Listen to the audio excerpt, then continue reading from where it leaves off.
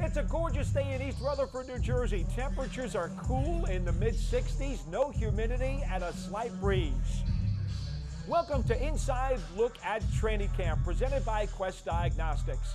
I'm Paul Dottino. He is two-time Super Bowl champion David Diehl. Dots and Diehl are back together again. And thank you so much for joining us for another glimpse at what's going on with the New York Football Giants. Now, you fans voted. Today you wanted us to concentrate on the running backs.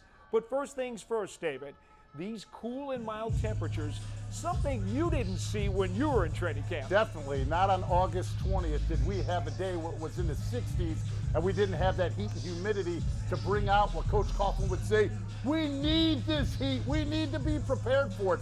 So it's an absolutely perfect day out here for the O-line, the D-line, the sweat factors at maybe about a 5 or a 6.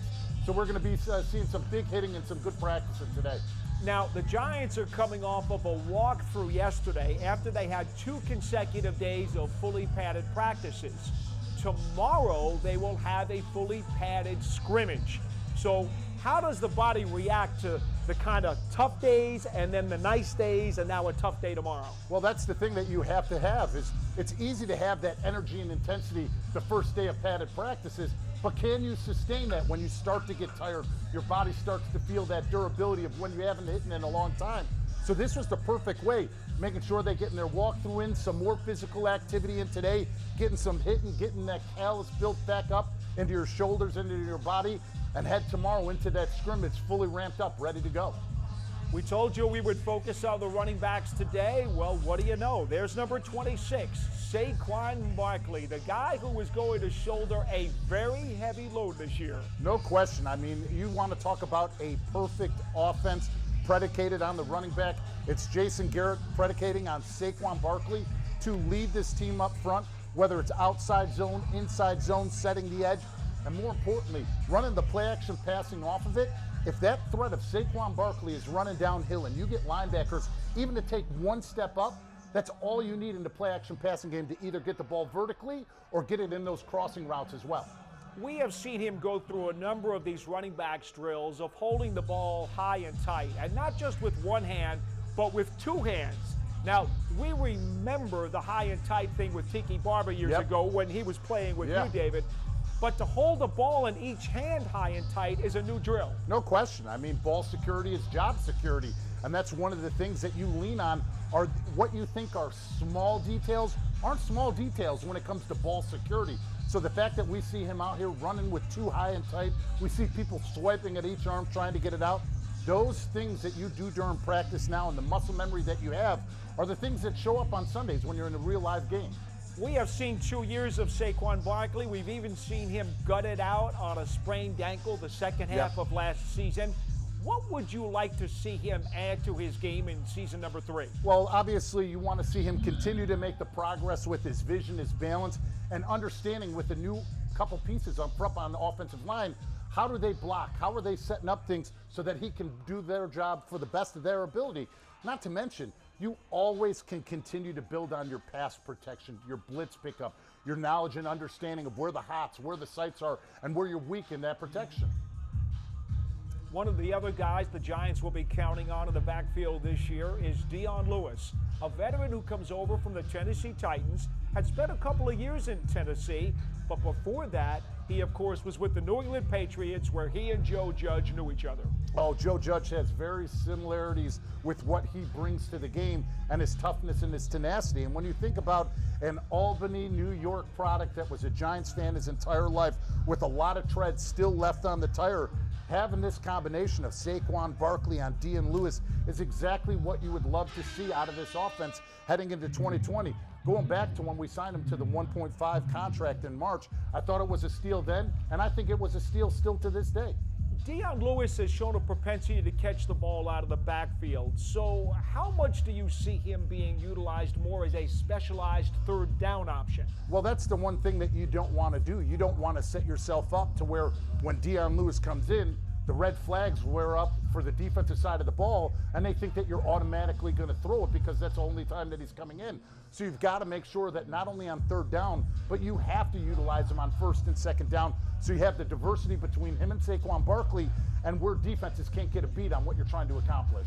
Lewis did run for 5 yards a carry with 6 rushing touchdowns back in the 2017 season when he actually compiled over 900 yards as a running back. Now, you'll remember that Coach Belichick over the last several years has never really enjoyed a feature back. He's liked to rotate guys an awful lot, and that's why maybe a guy like Lewis, who's been in the league now for 8 seasons, hasn't really worn his tires down maybe as much as another player would. No question. And the other thing, what does he have? A chip on his shoulder. Things didn't work out the way that he thought they would in Tennessee. Now coming to the New York Giants, he's not only proven himself to himself, he's proving himself to the rest of the NFL that he still is a premier back. Well, that's what happens when you get a guy like Derrick Henry drafted ahead of you. Yeah. And when they changed that offense and it ran it all through Derrick Henry, when they brought in Ryan Tannehill, that diminished his amount of attempts in a football game. We can look at Wayne Gallman, who has been with the Giants now for a number of years, and Sandro Platzkummer. He, of course, is the Austrian international running back who has joined the Giants. One of the things that I think I want to see out of Wayne Gallman is a return to confident play. Because I really believe that last year when he spent a lot of time on the Pine, he lost a lot of that assertiveness. Of course. I mean, when you're sitting there and you're watching everybody else out on there on Sunday, you feel helpless because you can't get involved in the action. So now with Coach Judge coming in, it's a completely fresh start for Wayne Gallman, and it's not about what he's done in the past, it's what he's doing right now in the current situation. So for Wayne Gallman, we know that he's improved his pass protection since 2017, but that's still not a strong point of his game. But when you sit here and you think about Wayne Gallman still averaging 4 yards a carry and his ability to catch out of the backfield, he's going to be one of those guys vying for that running back number 3 spot. David, what do you think the running backs are hoping to gain out of this particular drill? It seems as though it's a stepping drill, but then they're also getting the ball on the back end. Yeah, they're getting the ball on the back end, and what they're doing is simulating on the ground with those pads. Any type of disruption, bodies, hands coming to grab you, you got to step over those and make sure that you keep your balance and get ready to get the football accurately. You see that running backs coach Burton Burns, who's in his first season with the Giants after spending 13 years at Alabama, he is 67 years old, incredibly well respected, and said, you know what, because of his relationship with Joe Judge, and at this stage of his career, he felt he would give the NFL a shot. He knows more about the running back position and forgot more about the running back position than any of us know. When you have that amount of tenure and you've coached for that long, you can look at bodies and understand, okay, what's the best way to utilize this guy? What's the best way to utilize that guy?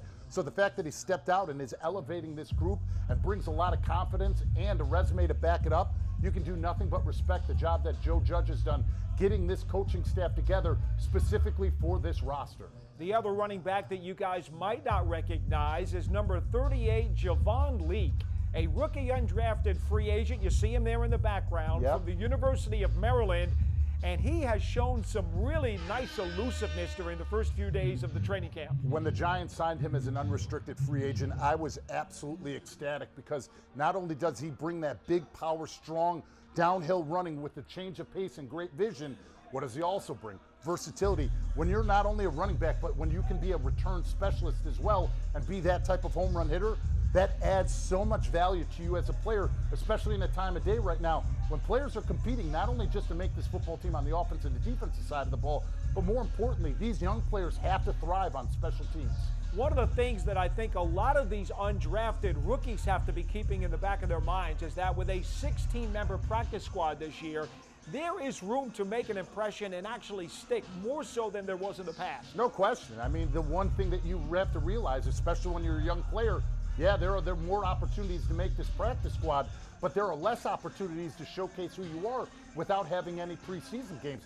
So that's why a day like a practice like today, more importantly, a scrimmage like tomorrow, you better raise the attention in the eyes of the coaches, knowing that you've been able to adapt and adjust to a different game, a different scheme, and now when you're in the NFL, it's not about what you do on an average basis, it's about a consistent basis daily. One of the other running backs we've had a chance to take a look at, number 39, that's Elijah Penny, a fullback who's been around for a short time here.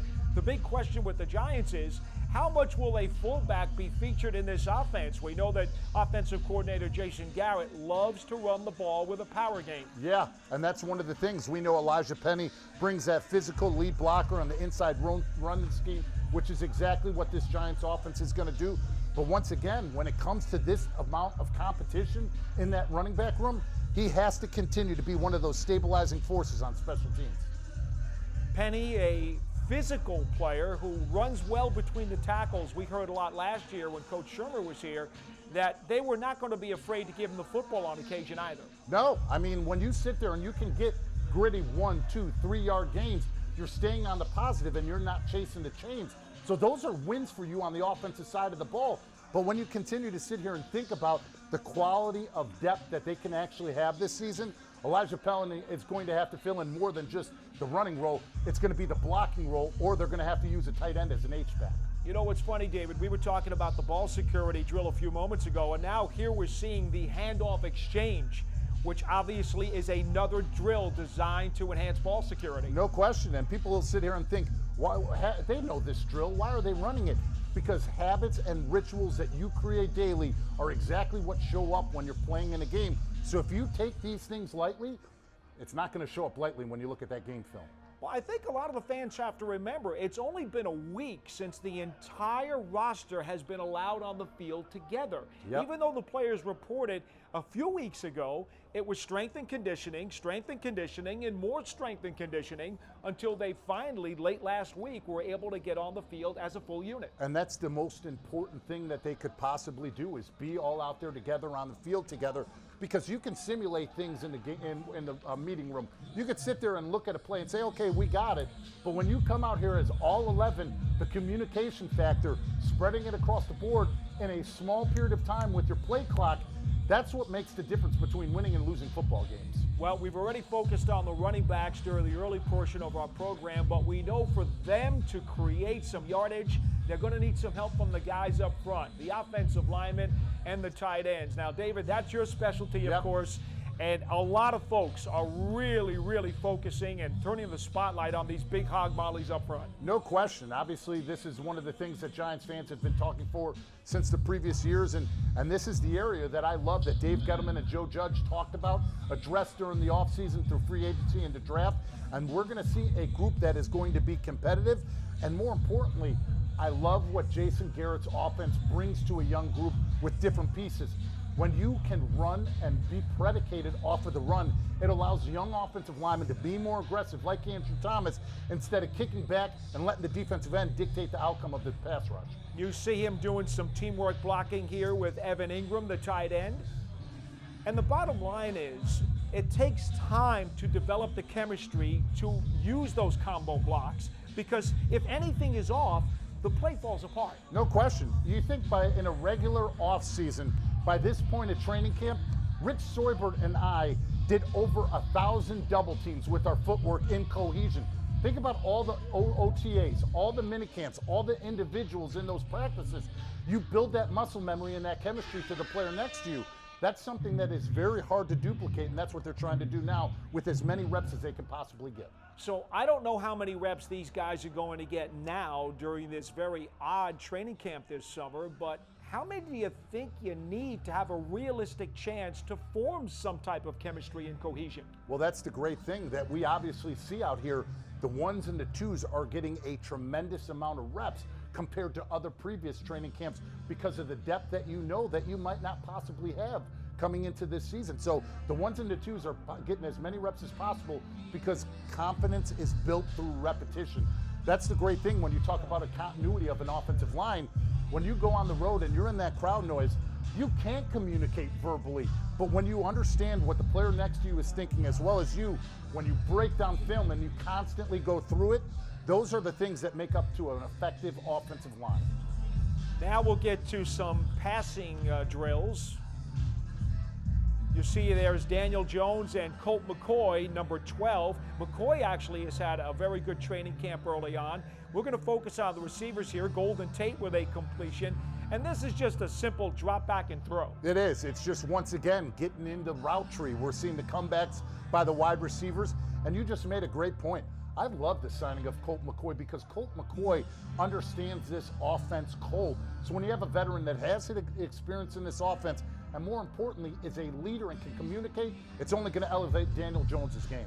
You just saw Evan Ingram catch a pass. If you've been watching our shows during the past week, you know that Ingram has really looked terrific, showing no signs of the foot injury that he had last year. Which is huge for this Giants football team and for this offense, because if you think about the reason why Jason Garrett runs things off of play action is to stretch things vertically down the field, especially with that tight end position. And let's face it, the Dallas Cowboys didn't have an athlete like we have in Evan Ingram at that spot. So when you think about him being able to get over the top vertically and open up things in the short and intermediate passing game, it's an exciting thing to think about.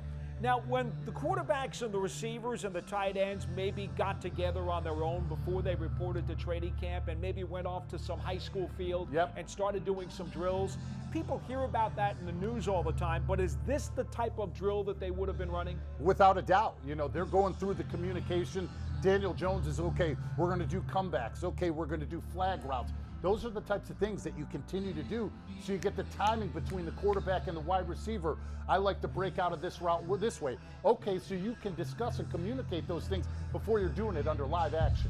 Well, I think one of the things that the Giants really want to make sure of is that they get a look at everybody, which is why Joe Judge has actually split the team into two groups. And as we focus on these things, keep in mind, he is running around, going to each of these groups, getting a look at everyone. The quarterback's right here in front of you. Number 3 is the holdover Alex Tanney.